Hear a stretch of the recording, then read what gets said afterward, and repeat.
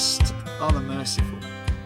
So, following on from the previous blessing, here's the real world test as to how hungry or thirsty we are.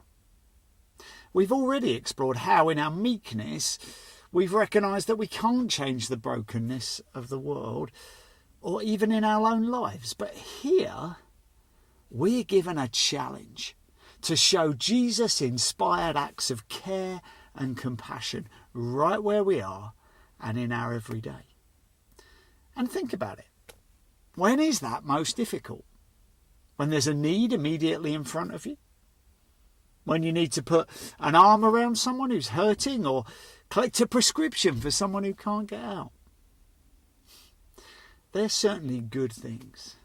But with the word merciful, Jesus asks us once again to go deeper.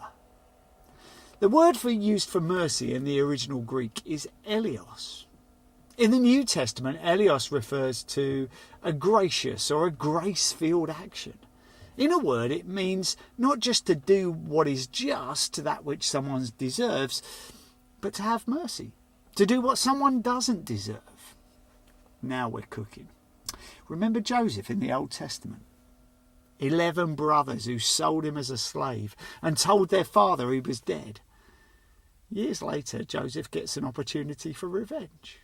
But in an act of mercy, a grace-filled action, he forgives his brothers and invites them to enjoy the privileges of the life he now has.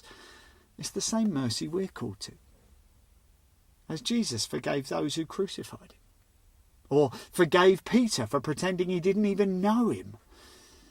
It's the same mercy we're called to. Take a moment.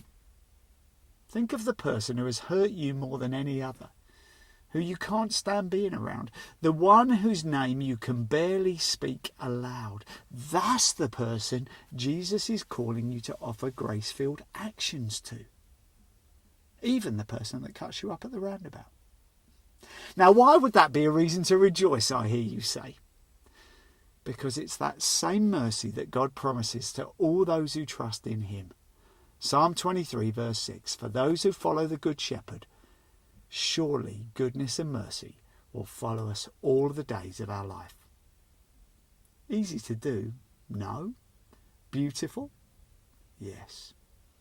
We're simply living out the mercy that is promised to us by God.